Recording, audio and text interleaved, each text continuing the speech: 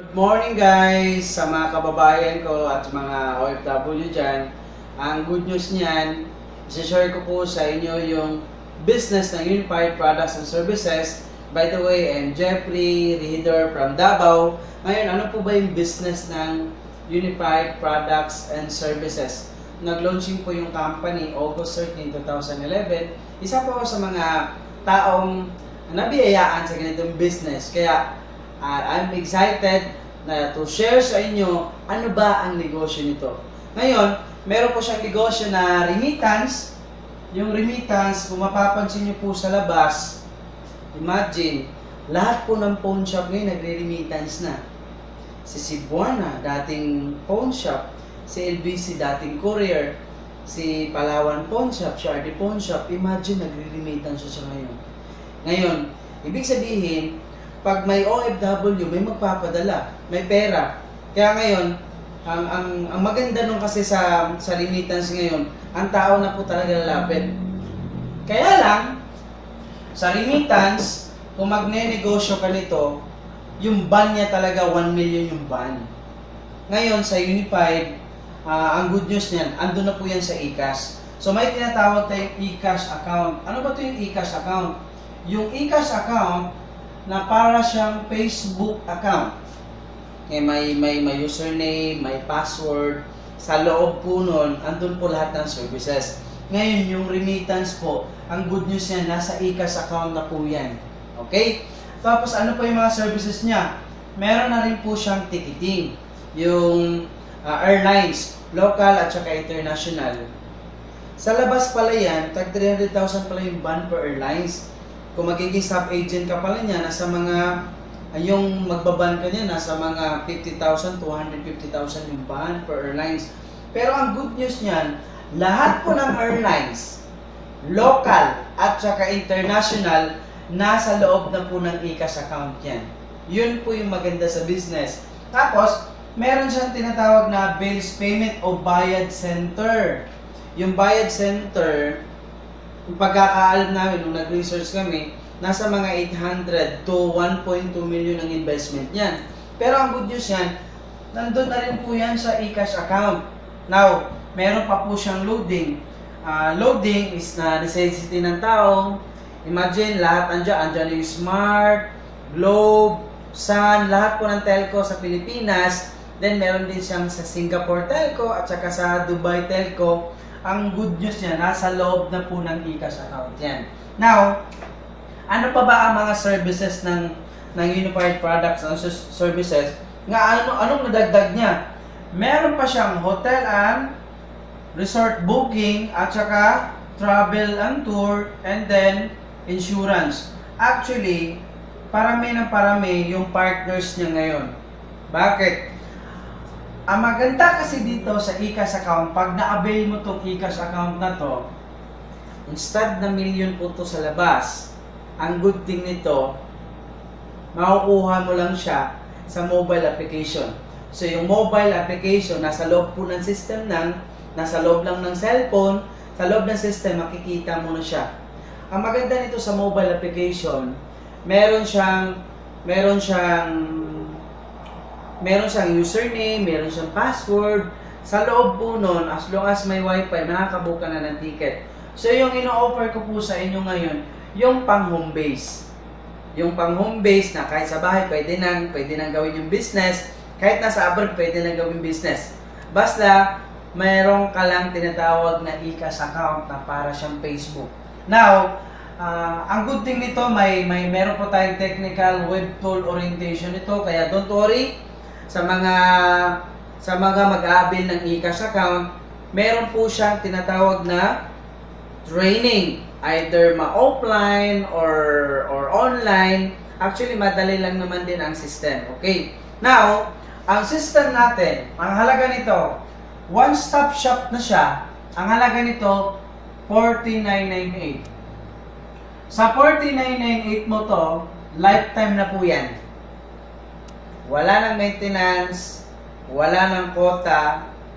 Ang maganda niyan, pag may madagdag pa na services, 49.98 lang po babayaran mo. Ngayon, pag meron ka ng 49.98, Ang step 1 yan, mag-deposit ka na sa bank, tapos i-verify niya kung sino yung sponsor mo, kung sino nag-refer sa'yo. Ngayon, pag nag-avail ka na ng eCash account, mag-undergo ka na po sa technical web tool orientation. Ngayon, saan po tayo kikita? Siyempre, gusto natin ng kita. Okay? Now, lalagyan mo lang ng eCash account ng tinatawag na eCash. Kung sa cellphone ko ito, parang load wallet. So, before nito, load wallet na to, luludan mo lang siya. Pero ang good news nito, ikaw yung magpupondo. Kumbaga, control mo yung load wallet mo. Now, saan ka magpapaload? May option naman, pwede ka sa bangko or pwede ka sa outlet. Pero usually, para mabilis, para convenience, sa bank sila nagde-deposit. Now, pag may laman ng eCash account mo, example, magkano po ba ang ipapa-eCash mo? It's up to you. Papa-eCash ka, example na lang, 10,000. So, para siyang SIM, na bibili ka ng SIM. Before ka mag-text, di ba, kailangan mo nang mag-load? Kailangan mo nang mag-load para dun sa pondo mo or para makapag-text ka. Ganun din dito. Pag may eCash account ka, tapos may load yung system mo, nakapag-technical ka na, pwede ka na mag-transact anytime. Okay? Example, gusto mo mag-remittance. Ang good thing sa remittance, ang ine-educate namin ngayon, lalo na po sa mga OFW, 25 pesos na lang po siya any amount. Example, ako, subscribe ako, tapos subscribe ka din. Magpapadala ako ng pera sa'yo, real time, magpapadala, 25 pesos lang siya any amount. Eh what if wala pang eCash account? Meron tayong mga partners na doon natin ipapadala. Anyway, andyan naman yan sa technical web orientation. Now, ang pinakamaganda ngayong business ngayon yung ticketing. Kasi lahat ng mga tao ngayon halos hindi na nagbabarko. Kumbaga ngayon, ang mga tao ngayon, talagang gusto nila talaga makasakay ng aeroplano para mabilis. Now, example na lang natin, mag-example tayo. 1,000 yung ticket. Example, dito na sa local, from Manila to Cebu. Ngayon, so Manila to Cebu, ang good news siya, naka-promo yung ticket. 1,000 lang po yung ticket. Ang good news yan, sa loob ng system, meron po tayong markup. So, markup. So, ibig sabihin, papatungan mo lang yung ticket, mag-a-add-on ka lang, nakaset na dun sa loob. Okay.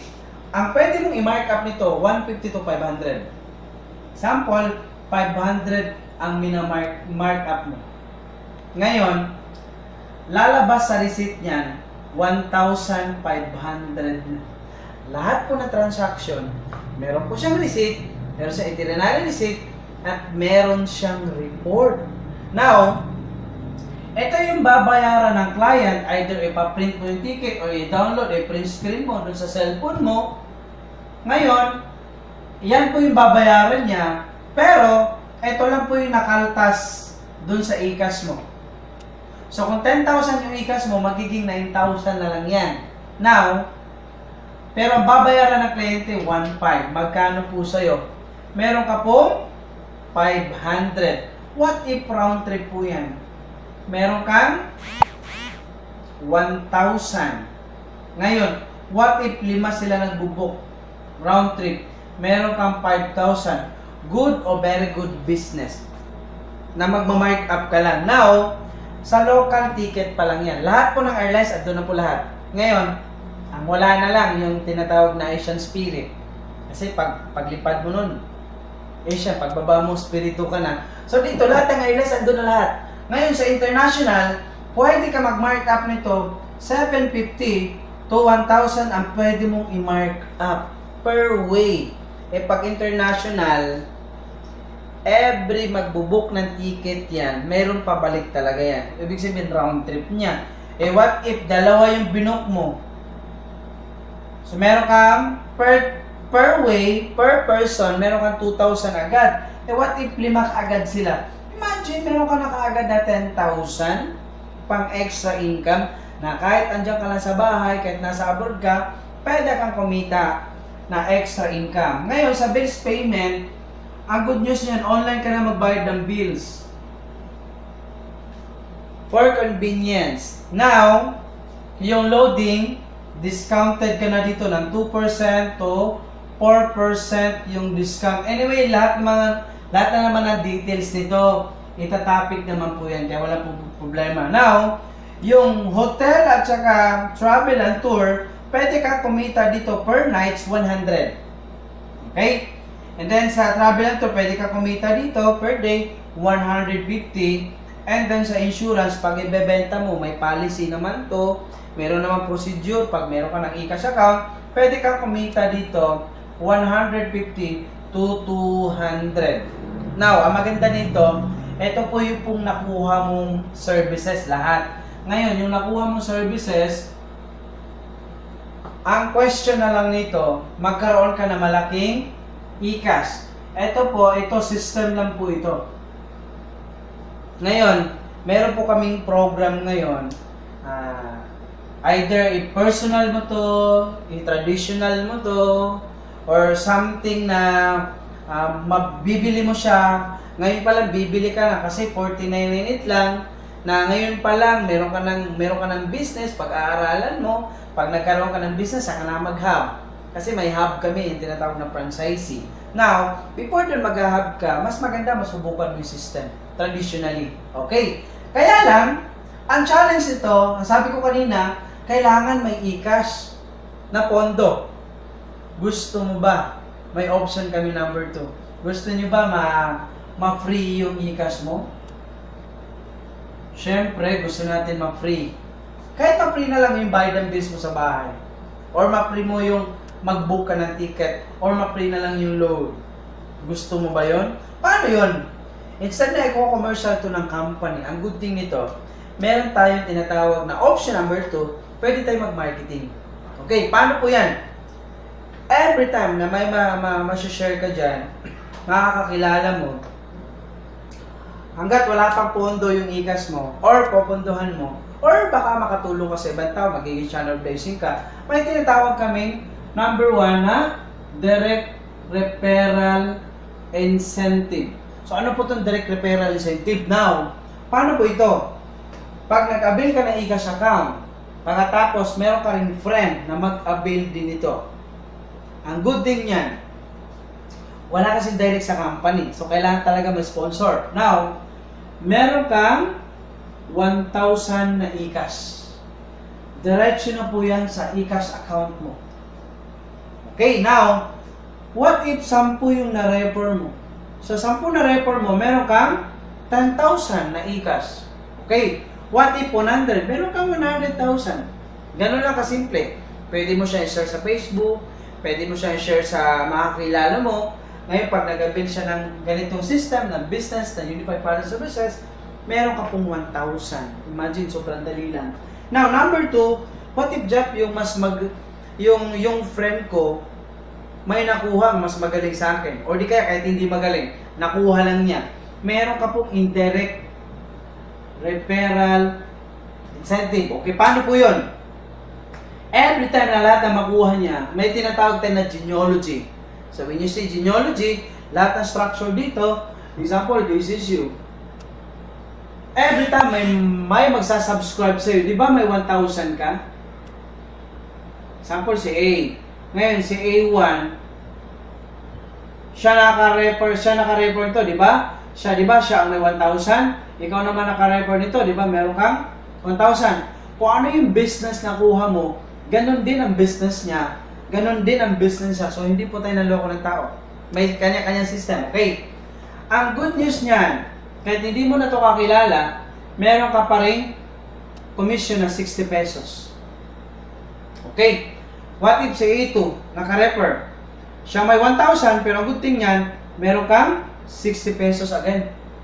Lahat pala ng na-refer nito, meron kang 60.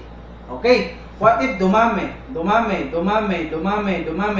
Lahat niyan, meron ka pong 60. Now, what if meron ka pang isang direct, si B? Di ba may 1,000 ka?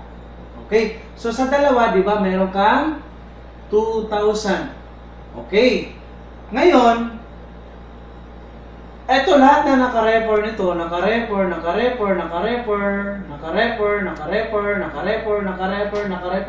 dumami. Ang good news niyan, meron ka paling 60. Ibig sabihin, lahat pala ng indirect mo hanggang 10th level, meron ka pong tag 60-60 niyan. Ang maganda niyan, meron pa siyang number 3. Ano po yung number 3? SMB. Sales Match Bonus. Ano po yung Sales Match Bonus niya? Pag makita kasi na merong Team A at saka Team B, babasahin ng computer, meron ka pang bonus na 1.5. Example, dalawa yung na-refer mo. Ngayon, di ba may 2,000 ka?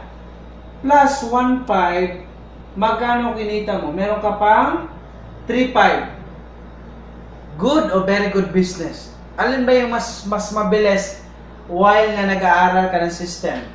Mag-share or mag-transact?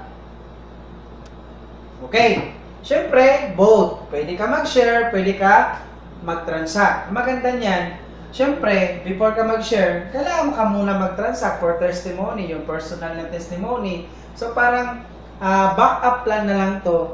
Mas mabilis lang tong i-market pag napatunayan mo to, nagagana talaga ang system. Okay? Now, every time pala na may mabasa dito sa system na to, meron ka pang 1.5. What if ito, nag-pair to, meron ka pa rin 1.5. Eto, nag-match to, meron ka pang 1.5. Infinite po yan na meron kang 1.5. Kaya lang, meron tinatawag na maximum limit ang company. Magkano po yung maximum limit ng company? Ang maximum limit ng company hanggang 60 pairs per day. Okay. Kung ita-times natin yan, example dito, naka-60 dito, naka-70 dito. So yung time niyan, mapupunta sa company. 60 lang ang babayaran niya. Okay, per day. Ngayon, kung ita-times natin yan for 1.5, ang magiging compute niyan, 60 times 1.5, 90,000 per day, ang potential income niya kung ima-market mo. Ngayon, kung ita-times natin yan ng 30 days, 2.7 million ang potential income niya pag nagma-market ka nito. Ang maganda nito kasi pag ima-market, kahit hindi po sila member ng Unified Products and Services, ginagamit na nila to. Ibig sabihin, needs na ng tao. So, no need na siya talagang kailangan mo siyang i-market na ganito, makita lang niya yung services mo, makita lang yung flyers, makita lang yung post mo, pwede na siya magtanong sa'yo. Kaya madali lang siyang i-market. Now, kaya lang to, this is one time. Now siya i-market. Mas na-amaze kami pag ipapatronize natin to, itong business na to. Kasi merong number 4. Ano po yung number 4? Meron po tayong tinatawag na residual income. Ano po yung residual income? Meron ka pong royalty niyan. Lahat po, under your organization, lahat mo niyan, subscriber nyo po yan lahat. Ang maganda niyan. Saan ka ba? Ikaw magbubook ng ticket na may income? Or hindi ikaw magbubook ng ticket pero meron ka pa rin income? Pwedeng both. Pero maganda nun, kahit hindi ikaw nagbook ng ticket, meron ka pa rin kita. Meron ka pa rin income. Paano yan? Lahat po, ang intention natin, kailangan natin maturuan. Bakit? Pag nag-book siya ng ticket, ang good news niyan, meron ka pong 10 pesos per ticket niya. So, hindi mo siya magiging kompetensya. Bakit? Kada transact niya ng ticket, may 10 pesos ka na wala kang ginagawa. Kahit nasa abroad ka. Now, si Biden, nag-book din ng ticket, may 10 pesos ka. What if ang binok niya na ticket 25 international, meron kang 25 pesos. Ngayon, pag nag-remit yan, nag-transact yan, meron kang piso. What if nag-insurance yan, meron kang piso? What if nagbabayad ng bills yan? Lahat po ng transaction ng bills may piso. Imagine ganun. Alin ba yung doable dito? Every month na babayaran niya. Puro sure niyan bills. Kasi ito, stable talaga to. Kahit kasi wala ka ng work, magbabayad ka pa rin ng bills. Lahat po ng transaction ito lahat. Hanggang 10th level po niyan. Sobrang lalim niyan. Kada transact niyan, may residual ka na piso. Kahit bills na lang po pag-uusapan natin. Ang bills hindi na po mawawa. Lahat yun, meron ka po transaction. Imagine na lang sa ganitong business, kahit mga umabot lang ng mga 5,000, after 5 years, 5,000 na organization mo. Ngayon, magta-transact lang ng 3 bills yan. Magkano sa'yo per month? Meron ka pong 15,000 per month. Tinalo pa yung pension mo. Ang maganda niyan, monthly yan, meron ka talaga 15,000 kasi magbabayad sila ng bills. Yan kasi bills pa yan. What if magbubook ng ticket yan, yung 5,000 member? 5,000 times 10, meron kang 50,000. What if magra-round trip yan, meron kang 100,000 na commission na royalty income. Kaya po kami, sobrang excited kami na i-share to sa marami na magiging channel of blessing kami. Kaya ito, magandang compensation plan, maganda yung services. Kaya naisip ko na kahit hirap mag-video, kahit first time ko mag-video, kailangan ko talagang i-share para makatulong sa iba. So, ito po si Jeffrey Regidor. You have a better way in unified products and services. God bless!